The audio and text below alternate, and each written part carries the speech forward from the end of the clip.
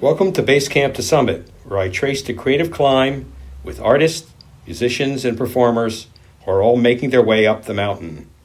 I'm your host, Robert Dyken, coming to you from BASCAMP Studio and Gallery, a community gathering space where creative journeys begin and intersect. And just like climbers preparing for a summit, every artist starts somewhere, where they will face false starts, steep ascents, moments of doubt, and breakthrough views. In each podcast episode, I will sit down with creators in all mediums to discuss their personal climb, their struggles, their triumphs, and the lessons learned when things don't go as planned. Most important, we will touch on the perseverance that keeps them moving forward. This is BASCAMP to Summit. Let's begin the climb.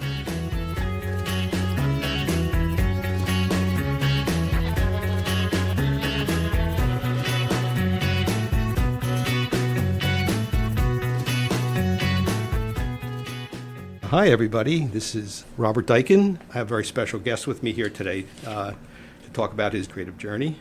He's someone I've known through the trenches of the Metuchen Arts community, from the Metuchen Arts Council meetings to the energy of Junebug to some of the work we've done also for Friends of Metuchen Arts. So Mark Harris is a Metuchen-based photographer whose lens finds the human form, the moving body, and the quiet life of the town we share. He came to photography by way of an engineering degree from Rutgers, and that tension between the precise and the expressive runs through everything he makes. Today we're going to talk about his creative journey, what draws him to subjects he chooses, and what it means to build a sustained artistic practice right here in central New Jersey and beyond. Mark, welcome to BASCAMP to Summit. Thank you, Bob. It's good to be here. Yeah, it's really nice to talk to a friend. Yeah. I love doing these podcasts with people I know for a long time because it really does bring out some rich conversations. I'm just going to start off by asking if you would just maybe give us a little bit of your background, your little kind of your bio, kind of where you came from and how this all kind of began. Yeah, thanks. So I grew up on Long Island, did photography from the time I was a kid. I think I was about 13 and got a kit that allowed me to process film and make little tiny prints from it, and got hooked. Who bought you the kit? I think it was a gift for some holiday or other. So I took to it, played around with, had brownie box cameras and all of that sort of stuff for a long time. Yeah. And when I got to high school, got a little bit better camera. Got involved with the high school yearbook, but then went off and studied engineering at Rutgers. Mm-hmm. Got my degree in electrical engineering. Got involved with building WRSU-FM. Mm-hmm. Put that on the air beginning of my middle of my sophomore year. Wow, I didn't know that part. Oh, yeah. Prior to that, an AM station that basically connected only to the dorms, so people in the dorms could hear it, but nowhere else. Wow! So we built the station. We had to do some tests for the FCC to show that we weren't interfering with Channel 6's audio out of Philadelphia. It was a whole long process. We were driving around in my car with 2 TVs in the back and antennas and testing interference. Got pulled over by a state trooper once who thought we were trying to fence TVs out of the back of the car. But got all that through, wrote that up, sent it to the FCC. When they finally gave us approval to go on the air, did the first what the FCC calls proof of performance filing, which was fun. That was an interesting process. And then finished my degree there. Was having trouble finding work. It was a tough year in 1976 for electrical engineering majors. But one of my college professors attended church in Philadelphia with the guy who ran the technical operations office at Channel 2 in New York. And it was 1976, and the Democratic National Convention, which ultimately nominated Jimmy Carter the first time, was going to be in Madison Square Garden. And he was a one-man office, and he was looking for somebody just to help him for the summer. Wow. And having had radio experience, he said, well, at least you know what broadcasting's about. Right. So right. he hired me for the summer, and that was a great inroads. I was taking pictures here and there, just for fun and stuff. Got that job for the summer, and then looked around within the company. Wound up in the network television engineering department, where I stayed for 41 years. Wow. Wow, which is like nobody does. Highly unusual, right? Right. For a career that long. Right. Congratulations. And I did all kinds of stuff there. And you're still here to talk about it. Yeah, I'm still here. I still survived, right? I did all kinds of crazy things. I traveled a little for them and did some stuff here and there. But along the way, I got involved with the on-air CBS News graphics department, doing their technical setup for them. Okay. The engineering work for them. Right. And it was an interesting time because they were moving from doing hand-drawn hard art, which they were doing when I started there, to electronics more and more, electronic art,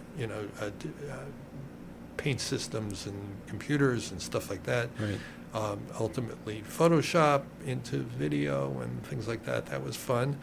And then as television became more digital, more of that. And then ultimately, as high definition came along, we set up a whole high definition graphics department for them. Part of that was then getting involved with the on-air television graphics for election nights. So every 2 years, the network would cover the election. Right. And from 1986 to 2012, I was involved with the on-air graphics system, some of which were complicated and some of which were simple, but we always required some setup, and it worked for a day, and then we took it all apart. Wow. But it was fascinating. It got me connected in with artists. Uh-huh. So, although I was doing technical work for them, I was working with people who went to some of the best art schools in the country. And so I was starting to get more interested in doing sort of artistic stuff, and would show some of the work I was doing, and they were, they made suggestions, they made things. I had never studied formally. I had always sort of been self-taught. I, did a lot of reading of books and learned from those and played around. So it's interesting. So your work brought you into meet creative people and starting doing a lot of creative things that were not photography, and that actually pulled then the idea of the photography back into what you were doing. Yeah, it was. So in 2003, I took my first real formal class. I took the black and white film, photo and darkroom class at International Center of Photography in New York. Yeah, I know where that is. It was a 10-week class that met on 6th Avenue, evenings. right? Yeah. It was at the time, it was right across from Bryant Park. Yeah. They've moved like twice since then. Oh, they have, yeah. Yeah, they're down in Soho now, I think. Yes. Yeah. And so that was a 10-week class. That was great. The instructor was amazing. She pushed me away from at one point I was doing photos that were very rectilinear and that sort of thing, scenic things. Yeah. And she looked at me one night and said, "What do you do for a living?" And I said, "I'm an engineer." She said, "I knew it." She said, "Your work is very engineering." Like. And so how did you take that? I was like, okay, that's cool. Okay, yeah, I agree. That's correct. I am an engineer. You're right. Yeah. And so I took that as sort of let's see what I can do to make her. And I started doing some other things, and she was like, okay, this is cool. She says, it's nice to see, moving along. The class also made me a much better darkroom printer. So I was, I had a darkroom in the house. Right. And so my work started being much better looking when I was done. Right. So and so that made a big difference to me in the way things look. There was at the time an art gallery in Metuchen called Metuchen Artworks. They were where the parlor is now. Right. And I would go to their openings, and it was an interesting thing. I couldn't quite afford to become a member there, Mm-hmm. but then in their second year, they opened up for guest artists. Mm-hmm. So I showed there some black and white prints Mm-hmm. and got very encouraged by some of the members there Oh, good. to really continue. They said I had put on my bio for them that I said I'm an amateur photographer, and they said take the word amateur off. They said You're a photographer. They said you're much more than that. Yeah. What was interesting was at that time the Newark Star-Ledger actually had a guy who would review photography exhibits.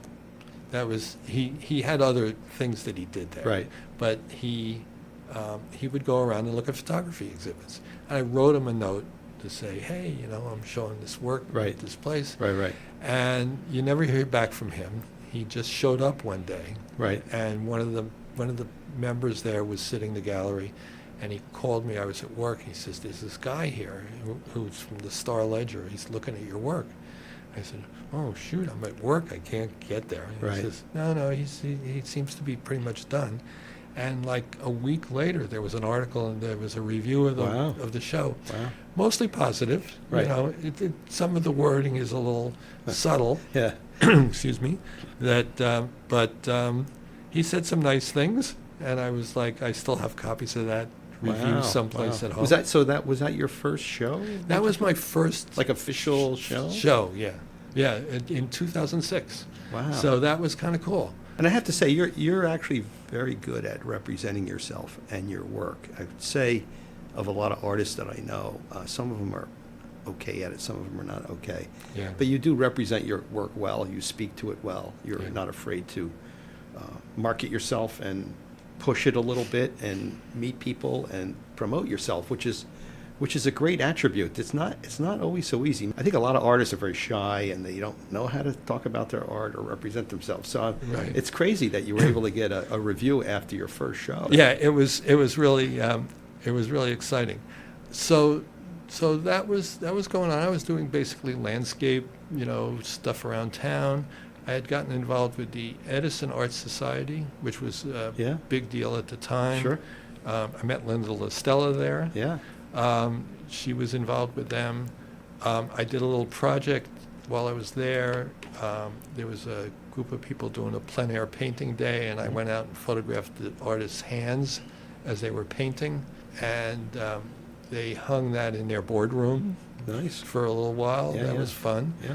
So that first show gave you a lot of confidence that maybe you could go out and do more, and Yeah. that this probably hobby that was supporting your downtime from work Right. now could become something a little bit more real. Yeah. Like considering yourself to be a real photographer, professional photographer. Yeah, you get the Confidence confidence to say, okay, this is not Yeah, yeah. just a Yeah. fooling around hobby Right, thing. right. This could be Right. something more. Yeah.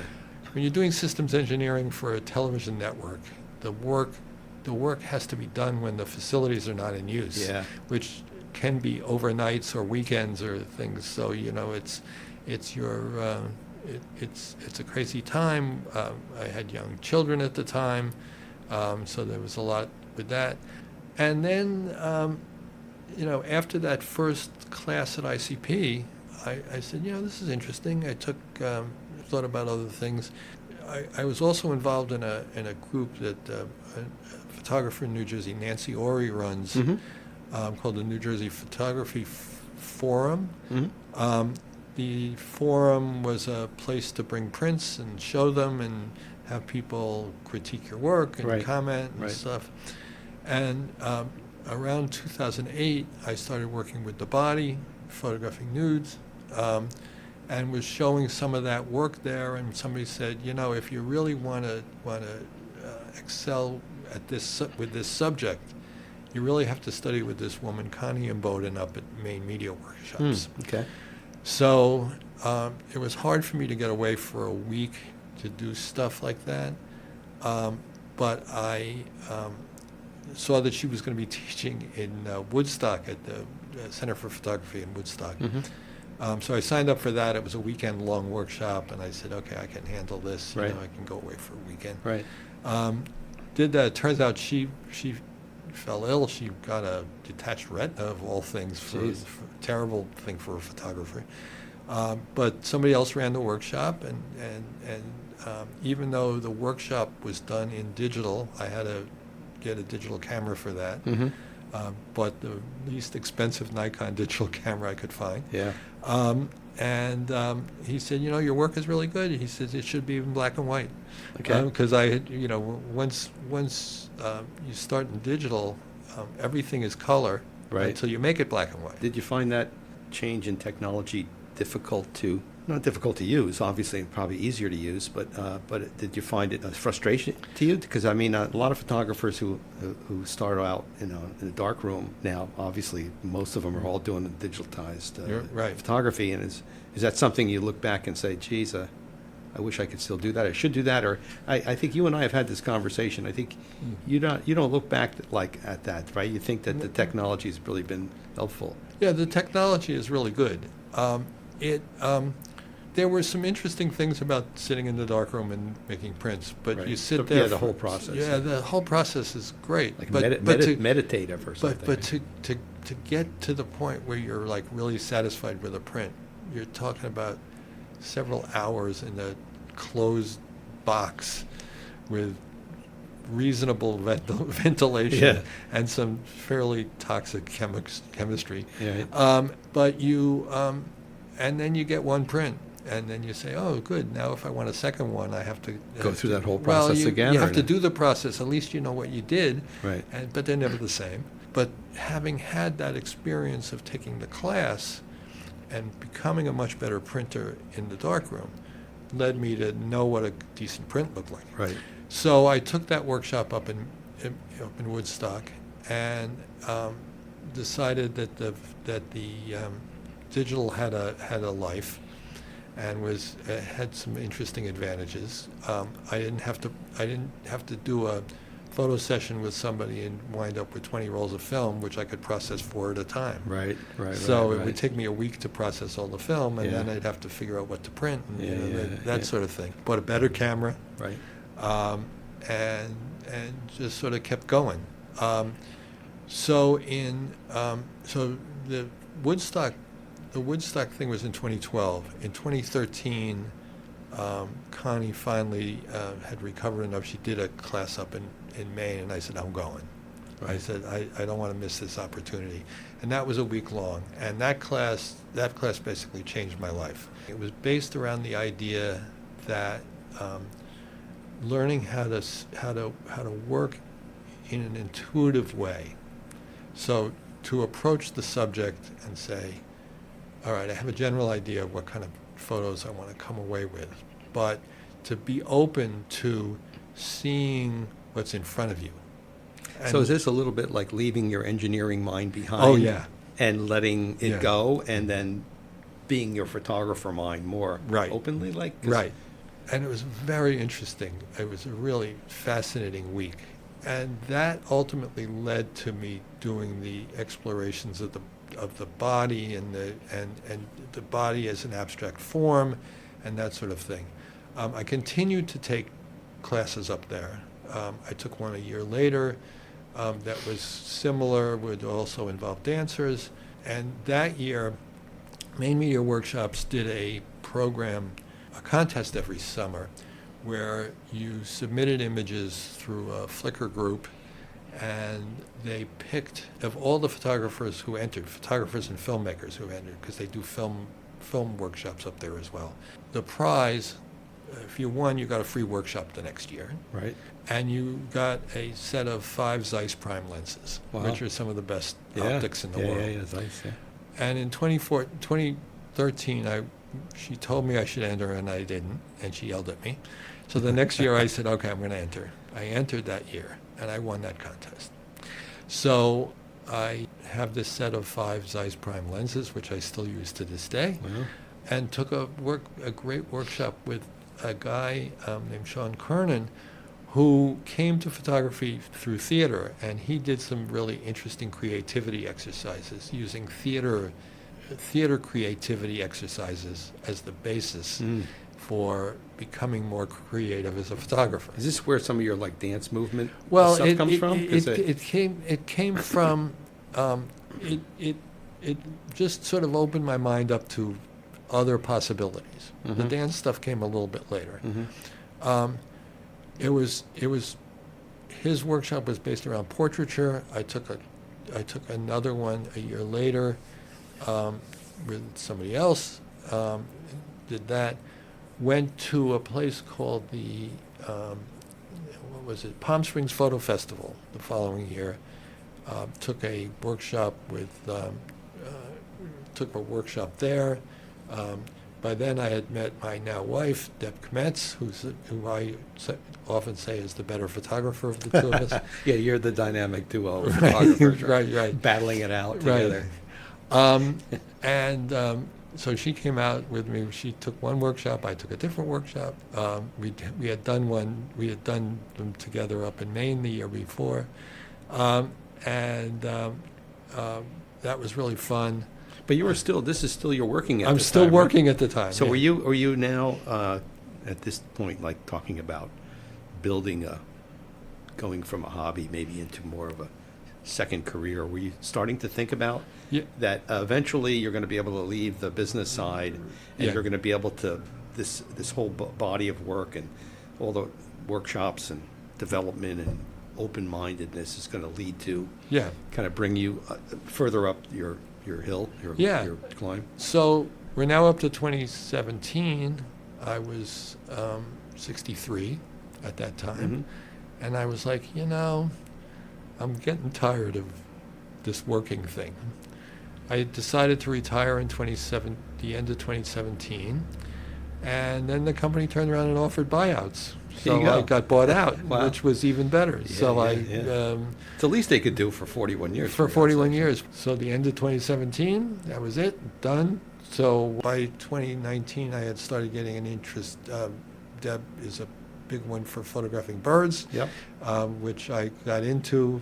We went out to Sedona, Arizona for their hummingbird festival. Right. That was fascinating. I remember you told me about that. Photographing hummingbirds for a week. Yeah, I saw a bunch of those. They were beautiful. That was an incredible experience. And we came back, got married in 2019, and then the pandemic hit. Yeah. And so that sort of shut things down. You couldn't really photograph people. Couldn't go to workshops. Workshops became online. Yeah, that's true. Some of the places started pivoting into doing some online workshops. Whenever you do a workshop and you come back and you're very excited about the things that you learned, willing to share those and showing new work, and it seems to be the propellant for you to continue to go or move in another direction or go in a different path. I find that really interesting. It's a really good thing to have. Like it's a little jet fuel that you take that keeps you from either getting bored or not feeling so into it. You look forward to a trip and you meet new people and you learn new techniques. Yeah. That's a really interesting. Would you recommend that? Oh, yeah. I think workshops are great. They always start the week by introducing place. They talk about what goes on, what the schedule is like every day. Right. And then they say, this is your place to make mistakes. Right. Oh, there you go. And I like that so much. This is, you come here and you try out new things and you do them badly. Right. And then we tell you what you might want to do differently. That's and wisdom. You try some of that. And you come home and you go, okay, that's a good start. So the body abstract work that I've been doing for a long time came out of, some of those early workshops. It also got influenced through one of the models that I had been working with at the time. I started attending an art critique group in Bushwick, Brooklyn, which was really for people who lived or worked in Bushwick. Right. I did not. Right. I would go every month. And the guy who ran it, I finally went to him and said, I'd have some work I'd maybe like to show. And he said, well, he says, but you come here and you're supportive and you're interested and you talk to people. And he says, all right. He says, but come up with something a little different than just straight on photos of the body. So I I really seriously started working with the abstract. Showed some of that work to that group, and it was like really interesting because most of them are painters with MFAs and Right. and stuff, and, Right, and it was hard for people to understand what abstraction in photography was. Right. That it could exist because photography is such a realistic medium in Yeah, general. yeah. You're photographing something. I discovered that Art Fair 14C existed. Right. Jersey City. No. In Jersey City. Jersey City, right. There were two parts to that, of course, as you know. The listeners may not. That one is people who pay money to have a space. Correct, right. For the first 2 years, it was hotel rooms. Right, pop-up weekend thing. Like yeah. a pop-up weekend Right. shop or Yeah. gallery. Mhm. And then they did a thing at the time they called their, they now call it the showcase, but it was the juried show. Mhm. The juried show originally was one or two pieces from a bunch of people in the Right. ballroom. Right. So I applied again and got accepted with the body abstract. And it was great Yeah. because now you're in a place where people are coming who are seriously interested in Big art. exposure, yeah. Big exposure. What I tend to do at shows like that is I sort of stand to the side. And when I see people walk up to the work and look at it and they start tilting their head and they start, like, you get this look on your face What is like, this? what What the is- heck am I looking at? Yeah, you know? yeah. And I would just walk over and go, hi, this is my work. I said, Mhm. if you have any questions, Mhm. what am I looking at? Yeah. And I say, well, what do you see?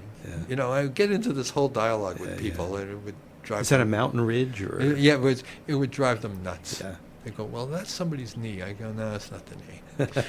And it was really interesting.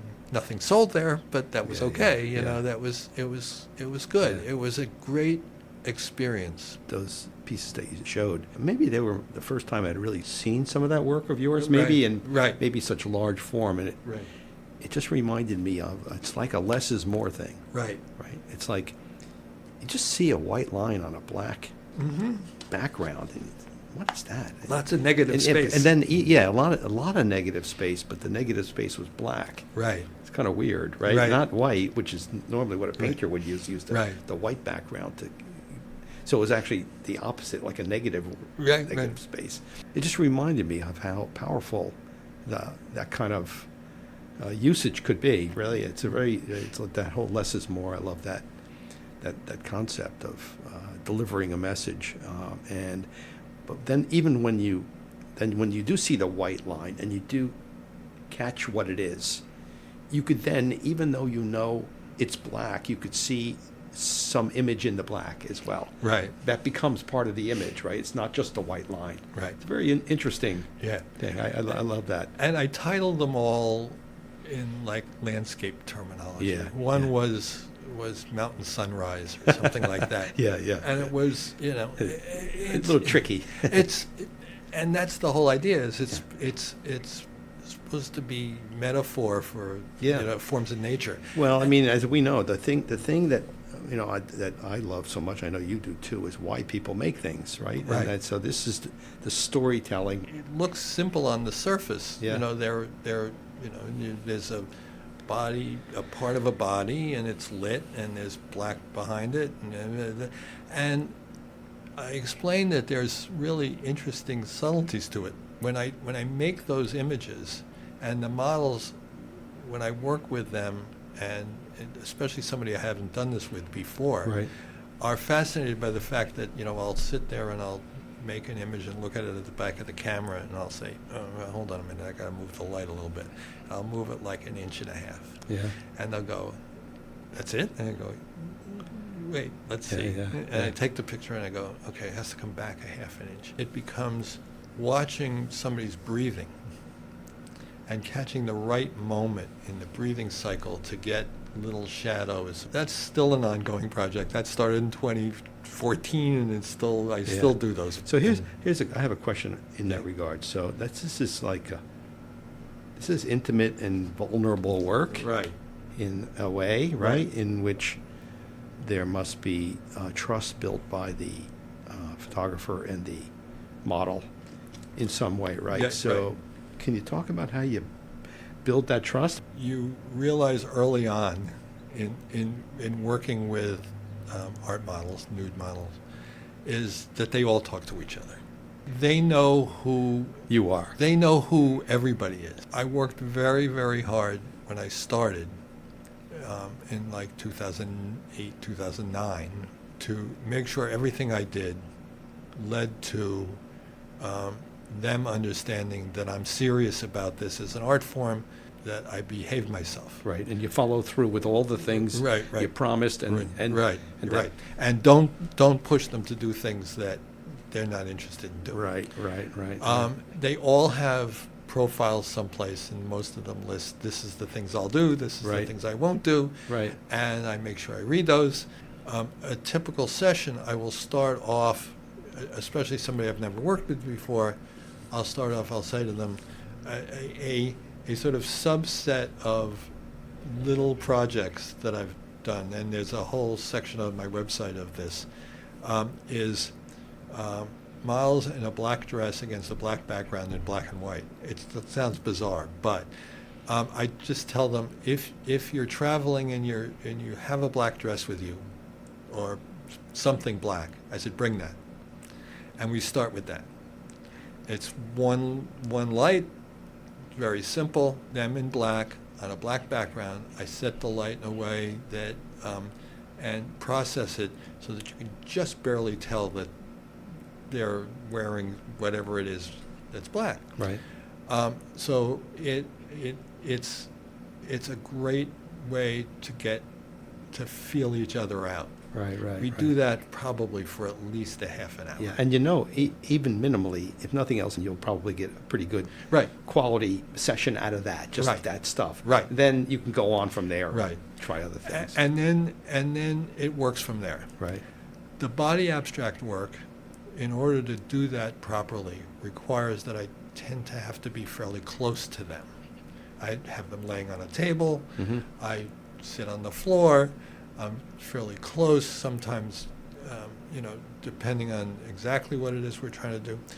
And so that's always near the end of a session, so that by then they're comfortable. Everybody's comfortable. Yeah, they've got me figured out. They say, okay, yeah, you're really what everybody says you are, Right. kind of thing. And so, and I also will say, if I do anything, if I get too close, if I do anything, if I ask you to move in a certain way and you're not comfortable with that, just tell me and we move on. Mm-hmm. Okay. I make that very, very clear Right. from the very beginning. Right. And they're like, I really appreciate that. Yeah. They say, that's sort of implied, but it's nice to just get it out there. Certify it. Yeah. Certify it. And I don't know that I've ever had anybody, Yeah. you get to you learn how to express to people what you want, so that you never have to even like move their hand or Right. things like that. Right. You just get it. If there's a hair out of place, you just say, listen, there's a hair across your face in a weird place. Yeah. Could you move that? And sometimes they'll say, oh, just go ahead and brush it aside. Yeah, it's very interesting. It's like the business side of making beautiful art out of the human form, Right. and it just works that way. Right. I recently had an experience in, I do clay work, and I take a sculpture class at the Center for Contemporary Arts, and my teacher John Ranking, said, "Hey, do you all want to do a live nude model pose thing?" Mm-hmm. And we said, "Oh yeah, that would be fantastic." I had never experienced that before. Right. I didn't really know what to expect, because I Right. never really, even in drawing, I never really experienced that, because I was not a schooled art person, student, and so I didn't know what to expect. And this model came in. She was super professional. Oh, yeah. She knew the teacher really well. There had been a long relationship they had in doing this before. He recommended her. She knew him, just like this. And it was so natural. Right. It was so professional. Right. And it was just very cool to do it. I didn't feel there was any tension in regard to that at Yeah. all. She was doing a job. We were doing a job. We were trying to capture her. And it's the same thing in photography. It was Yeah. like, it was a wonderful experience. I I didn't know what to expect, but Right. I did enjoy that very much. So it sounds like it's Yeah. the same thing. You know, it's the business of capturing the beautiful art form Right. of the body. Right. Yeah. And then, over, recent years, I've been entering a lot of calls for art from various places, like all over the place, and have managed to get into some. Yeah, you get into a lot of shows. Lately, it's just been like right at the time we're recording this. I'm in 3 art shows at the same time, Wow. which was a trick getting everything. Why don't you to look. advertise those for the listening audience who can So- run out and see Mark's work? There's a piece in a place called the MFA Gallery in Frenchtown. That'll be through sometime in August.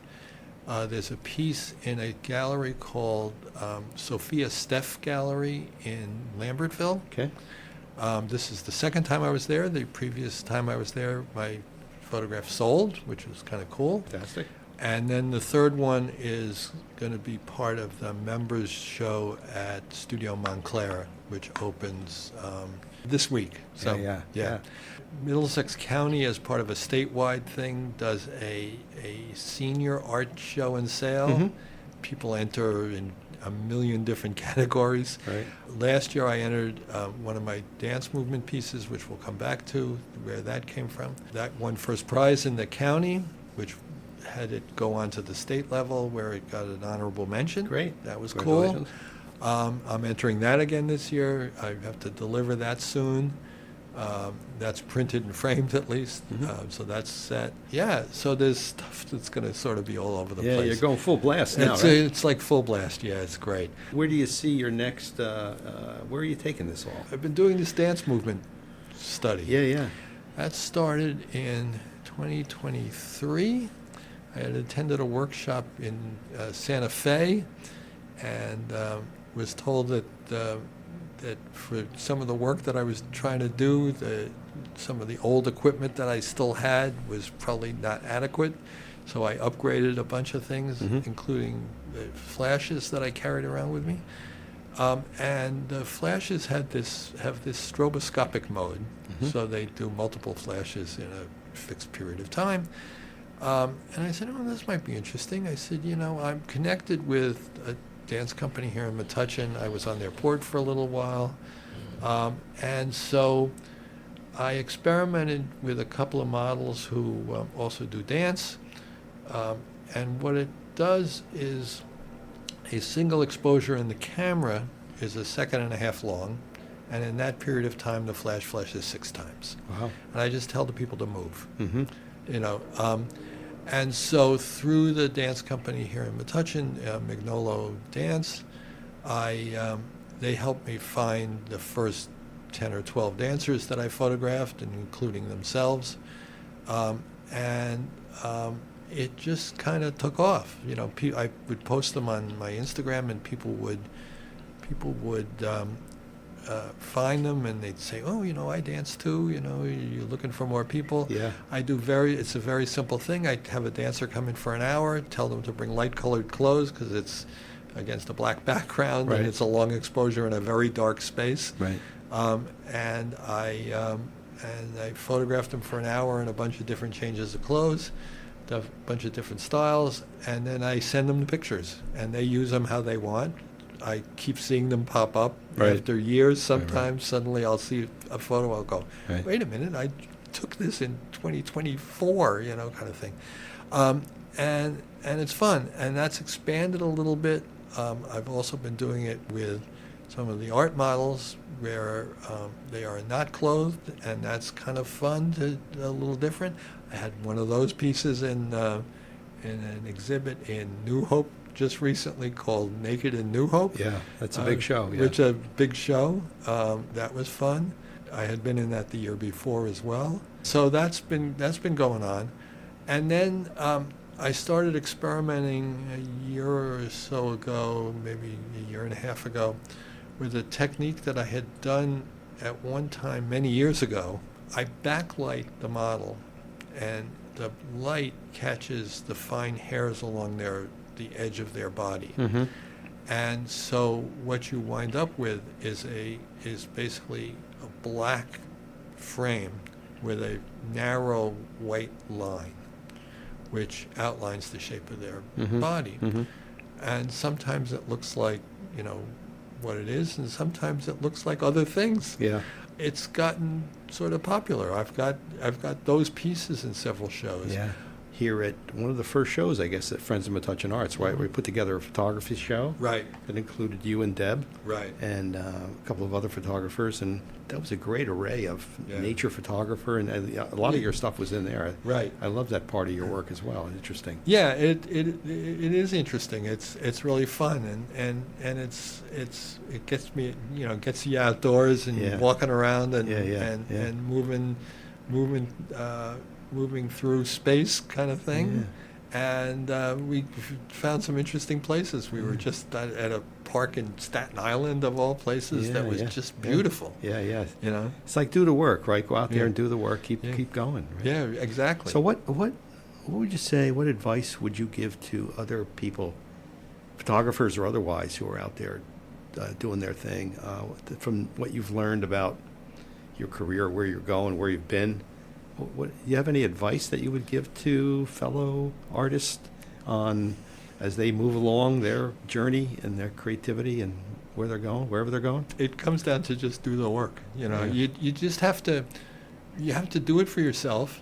You do what you love, what you want to do, and if people look at it and go, oh, but you like it, just keep at it, and you never know. You never know what people might gravitate to eventually. Yeah.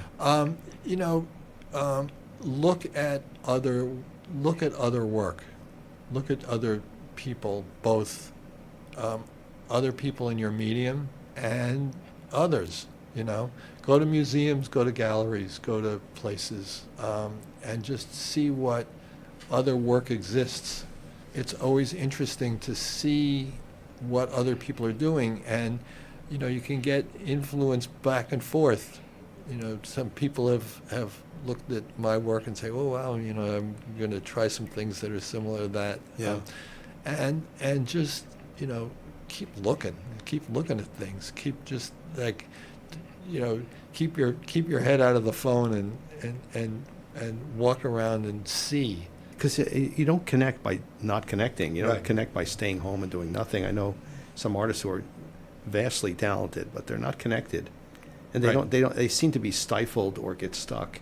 And I think once you get out there and communicate what you're doing, tell your stories, it stimulates you to do more. And then you go to workshops and people give you feedback. Sometimes you fail and you learn from that. Right. And you success and you don't learn from that. Yeah, I'm But part keep of going. I'm part of a couple of groups. There's a group that meets at St. Luke's Church, which my wife Deb Kremetz started in 2014, called St. Veronica's Guild. For those who are curious, St. Veronica is the patron saint of laundry workers and photographers. She as the story goes, as Jesus was being led to the cross, she wiped his brow with a piece of cloth, and his image stuck to the. Oh wow! I didn't know that story. Yeah, that's where the name comes from. Oh, okay. Anyway, she started in 2014, and through a friend, I joined. I was recommended I join there. That's how Deb and I met, and now we basically run the group together. It's a group of photographers twice a month get together, and we look at each other's work, and we talk about each other's work, and we learn where people have gone and what they've been looking at, and well, how'd you make this? How'd you do that? Kind of thing. And so that's fun. There's a group through Studio Montclair. They do critique groups there for more than just photography. Meets once a month on Zoom now, and occasionally in person. You bring a few photos, put them up, let everybody look at them, and people make suggestions. They say, this is the one you showed last month is better than this, kind of thing, or I like the way you're going with this. Yeah.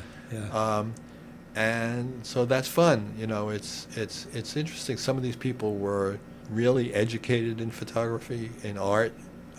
Some of them were like me; they had other lives, and it's good. It gives you an opportunity to have somebody outside your normal circle of people look at what you're doing. Yeah, it's super important, I think. Oh, yeah. it's critical. There's a book, Art and Fear, or something like that. Oh, yeah, I know which book you're talking about. Yeah. And the book talks a lot about how people when they're in art school have that community around them. Their fellow students and their professors are always giving them advice, always talking about their work, and always giving them, helping them improve. And then you graduate. Yeah. And then what do you do? Yeah, exactly. And it basically is, it comes down to what I said earlier, make the work. Yeah.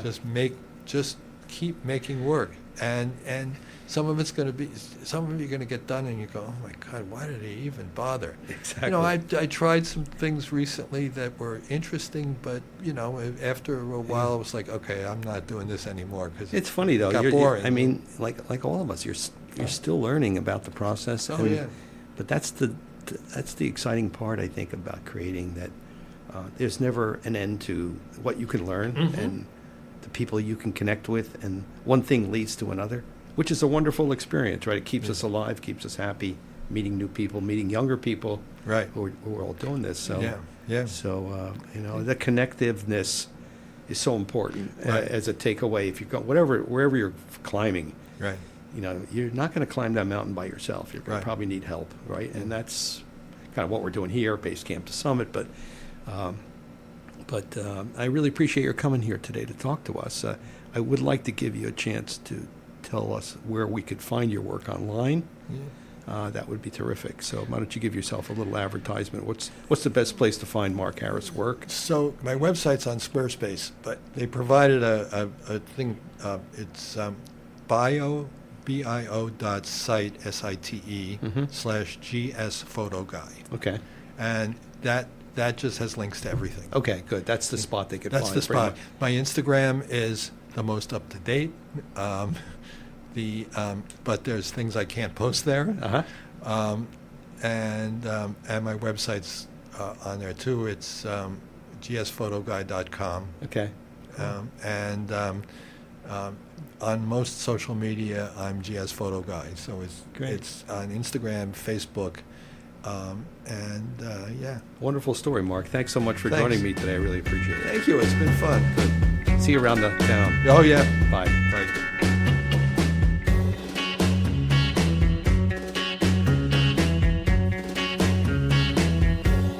Thanks for joining us on this climb. If today's conversation sparks something in you, maybe a memory or an idea, or maybe just the courage to take the next step on your own creative path, I'd love to hear about it. BASCAMP Studio and Gallery is located at 315 Main Street in Metuchen, New Jersey, where we always gathering, creating, preparing for the next ascent together. You could find us online at www.thebasecamp.art. So until next time, remember, every summit starts at BASCAMP, and every creative journey is worth taking. Keep climbing.